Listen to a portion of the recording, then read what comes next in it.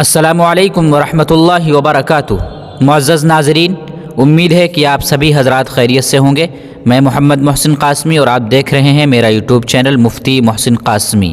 لڑکیوں کا چوڑی پہننا کیسا ہے؟ کیا لڑکیوں اور عورتوں کا چوڑی پہننا فرض اور واجب ہے؟ بعض عورتوں میں یہ بات بہت مشہور ہے کہ اگر عورت یا لڑکی کے ہاتھ میں چوڑی نہ ہو تو اس کے ہاتھ کا پانی پینا اور اس کے ہاتھ کا کھانا کھانا حرام ہے۔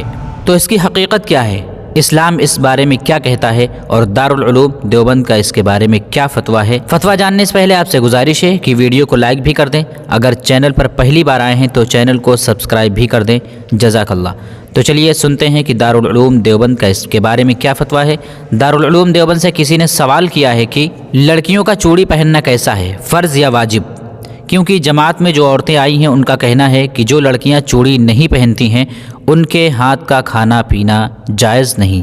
مدلل جواب ارسال فرمائے مہربانی ہوگی۔ تو علماء کرام اور مفتیان نظام نے یہ جواب دیا ہے۔ بسم اللہ الرحمن الرحیم۔ لڑکیوں کے لیے چوڑی پہننا فرض یا واجب نہیں، اس لیے جو لڑکیاں چوڑیاں نہیں پہنتی ان کے ہاتھ کا کھانا پینا بلا شبہ جائز ہے۔ واللہ تعالی عالم۔ دارالفتہ دارالعلوم دیوبند۔